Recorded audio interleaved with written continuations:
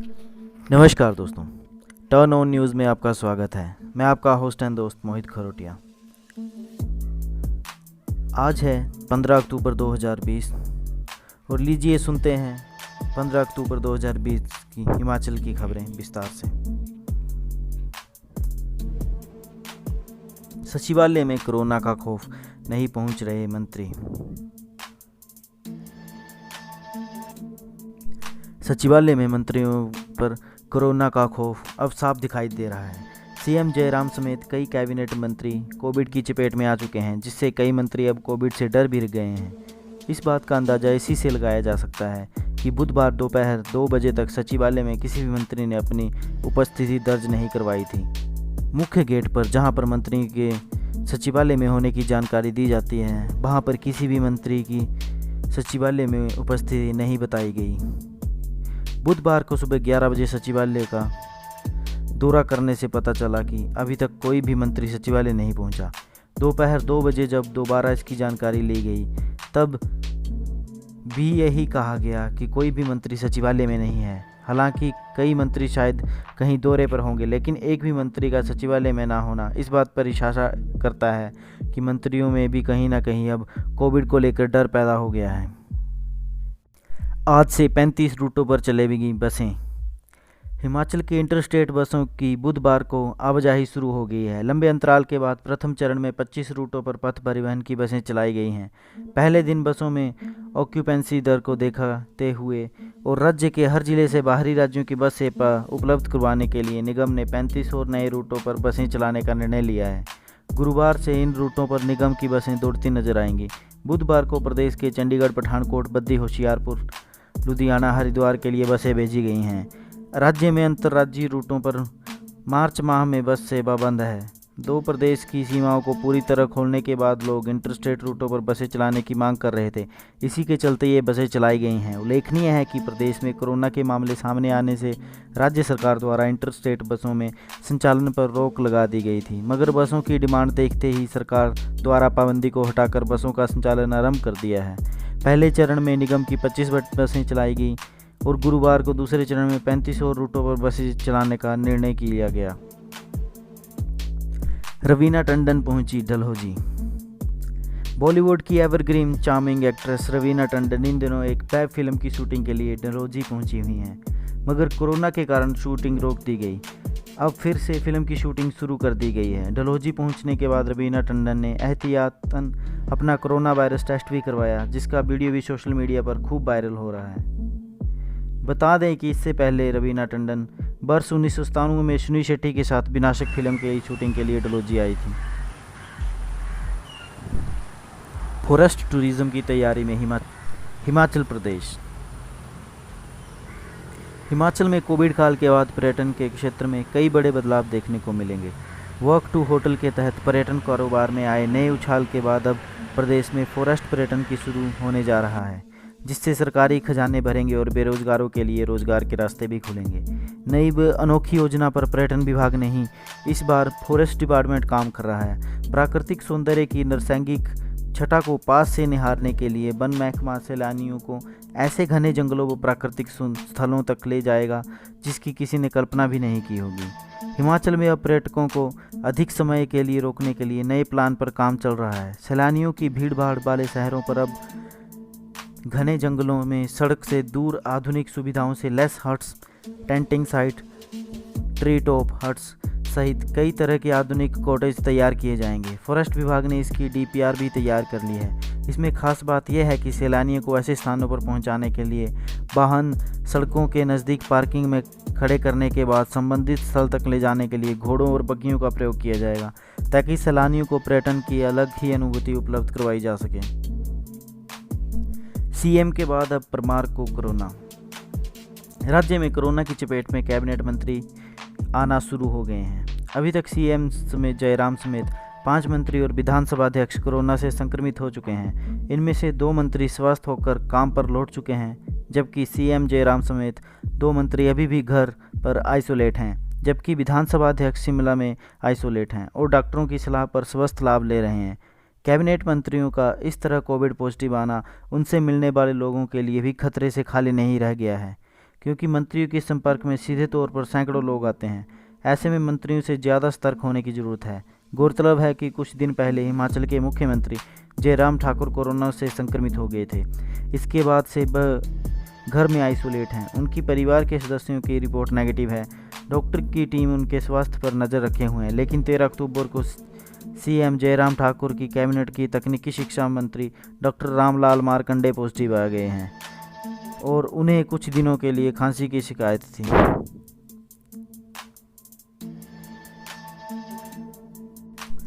प्रदेश में 21 जनवरी से पहले होगा पंचायतों का गठन। पंचायती राज विभाग ने पंचायत चुनावों को करवाने को लेकर पूरी तरह से तैयारियां पूरी कर ली हैं। ग्रामीण विकास मंत्री वीरेंद्र कंवर का कहना है कि चुनाव आयोग की ओर से इलेक्शन करवाने के लिए जो तारीख घोषित की जाएगी उस दिन चुनाव करवा दिए जाएंगे। नई पंचायतों को बनाने का काम लगभग पूरा हो चुका है। वार्डबंदी का काम भी इस समय चला हुआ है। जैसे ही यह काम समाप्त हो जाएगा उसके बाद नई वोटर लिस्ट जारी कर दी जाएगी। मंत्री ने कहा कि प्रदेश में लगभग अभी तक 404 नई पंचायतों का गठन किया गया है। 21 जनवरी से पहले प्रदेश में पंचायतों का गठन किया जाएगा। पंचायती राज विभाग इसके लिए अपनी तैयारियां पूरी कर चुका है। प्रदेश भर में 2728 पंचायतों में पहले चरण में का काम पूरा। रोहतांग टनल में तैनात पुलिस कर्मियों को दी जाएगी कमांडो ट्रेनिंग। सामरिक दृष्टि से अति महत्वपूर्ण अटल टनल रोहतांग की सुरक्षा को लेकर प्रदेश सरकार में भी गंभीर हो गई है। केंद्र सरकार ने जहां अटल टनल रोहतांग की सुरक्षा को लेकर जयराम को भी जल्द उचित कदम उठाने के आदेश दिए हैं, वहीं जयराम सरकार ने भी यह निर्णय लिया है कि अटल टनल की सुरक्षा के लिए जाने वाले पुलिस जवानों को पैरा कमांडो ट्रेनिंग दी जाएगी। ऐसे में जहां टनल से गुजरने वाला हर व्यक्ति इनकी सुरक्षा कर्मियों की नज़र रहेगी, वहीं टनल के नॉर्थ व साउथ पोल पर सुरक्षा व्यवस्था की ओर कड़ा कर दिया जाएगा। इसी बात का खुलासा मनाली के विधायक एवं शिक्षा मंत्री गोविंद ठाकुर ने कहा। उन्होंने कहा कि लाहौल स्पीति के लोगों के लिए जहां अटल टनल किसी का वरदान से कम नहीं, वहीं सामरिक दृष्टि से भी अटल टनल अति महत्वपूर्ण है। प्रदेश में रेगुलर क्लास चलाने का कोई चांस नहीं। हिमाचल प्रदेश में 21 अक्टूबर तक रेगुलर क्लासेस चलाने के कोई चांस नहीं है। प्रदेश सरकार ने इसको लेकर संकेत दिए हैं। इससे पहले 15 अक्टूबर के बाद छात्रों को कम संख्या के आधार पर स्कूलों में बुलाने की बात कही जा रही थी, लेकिन जिस तरह से कोविड के मामले लगातार बढ़ रहे हैं उससे सरकार ने साफ किया कि केंद्र सरकार से कक्षाओं को लेकर कोई भी आदेश नहीं हुए हैं। हालांकि इस बीच अहम खबर यह भी आई है कि शिक्षा विभाग ने राज्य सरकार से मेडिकल, नॉन मेडिकल व कॉमर्स के छात्रों की रेगुलर क्लासेस लगाने की अनुमति मांगी है, ताकि 10वीं व जमा 2 के छात्र स्कूलों में आकर प्रैक्टिकल की कक्षाएं लगा सकें। शिक्षा विभाग के निदेशक अमरजीत की ओर से यह प्रपोजल बनाया गया है। प्रदेश में खुलेंगे नए राशन सब डिपो। हिमाचल में सार्वजनिक वितरण प्रणाली पीडीएस के तहत एपीएल, बीपीएल और अंत्योदय श्रेणी के कार्ड धारकों को वितरित किए जाने वाले राशन की गुणवत्ता के साथ कोई समझौता नहीं होगा। किसी भी प्रकार की खाद्य वस्तु की गुणवत्ता में कमी पाए जाने पर कड़ा संज्ञान लेते हुए संबंधित फर्म के खिलाफ नियमानुसार कार्रवाई की जाएगी। इसके साथ ही राशन डिपो में हर माह की 10 तारीख तक पूरा राशन उपलब्ध होगा, जिसके लिए व्यवस्था को प्रभावी बनाने के लिए आदेश दिए गए हैं। बिलासपुर में बुधवार को विशेष बातचीत करते हुए खाद्य नागरिक आपूर्ति एवं उपभोक्ता मंत्री राजेंद्र गर्ग ने यह खुलासा किया।